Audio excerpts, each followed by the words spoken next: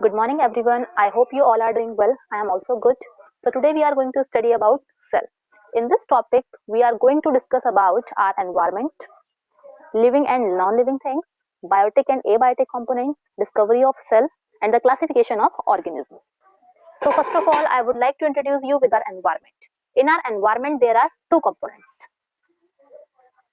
First is the biotic component and the second one is the abiotic component. Abiotic components mainly consist of non-living things such as air, sunlight, water, etc. So I must write it here. Abiotic components are like air, water, sunlight, etc. As we all know, they all are essential for our lives. As we can see, they do not grow, do not respire, do not grow, do not reproduce. But when we come to the biotic component, these mainly include plants, animals, and insects. So there are three categories of the biotic component: plants, second one is the animals, and the last one is the insects. These two components make the life possible on the earth. Our earth is the only planet in the solar system on which life is possible.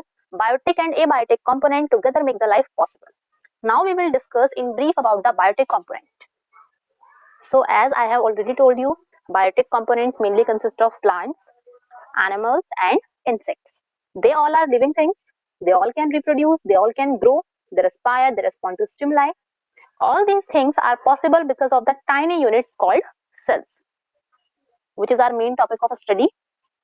So what is a cell? Cell is the smallest unit which is present in every biotic component. Either we say about the plants, animals, or the insects.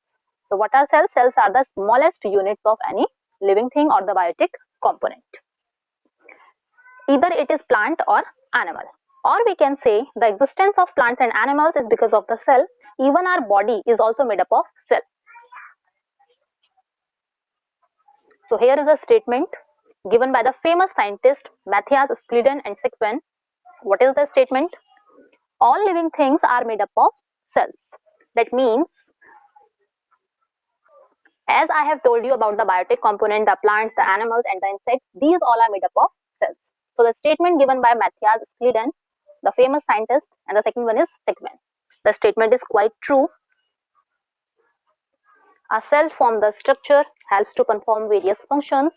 Cells are assembled to make the body of every organism. So now we are going to study about the discovery of cell. Studies on cells is first done by the incredible scientist Robert Hooke in 1665. As it is written here, the famous scientist whose name is Robert Hooke, in 1665 he discovered cells. He observed cells in a slice of cork. Slice of cork, as you all know.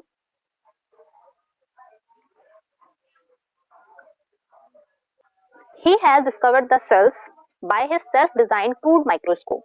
He noticed compartments or the box-like structures in the cork slice. Robert Hooke coined the term cell for each box. The cells observed by Robert Hooke were dead cells. Mark this point, the cells discovered by Robert Hooke were dead cells. Later on, many other scientists assembled to find out the cells which are living. Now anybody tell me which is the smallest cell and which is the largest cell? Any guesses? Okay.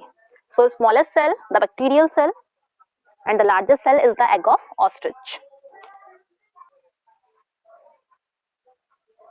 On the basis of number of cells, organisms are divided into three categories.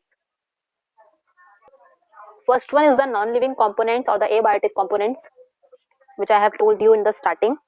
So the main categories are unicellular and the multicellular. When we come to unicellular, so what are unicellular organisms?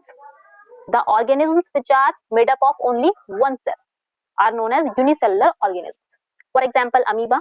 As you know, amoeba has this kind of shape. There is a nucleus in the center of the amoeba. But when we come to multicellular, so these are the organisms which are made up of more than one cell. So write down, these are made up of more than one cell. For example, you can take human beings.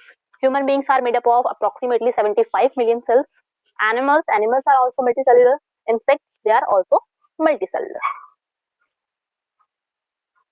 So I hope you all got understood about cell, the discovery of cell and the classification of organism on the basis of cell. Further, we will discuss this topic in the next lecture. Thank you so much.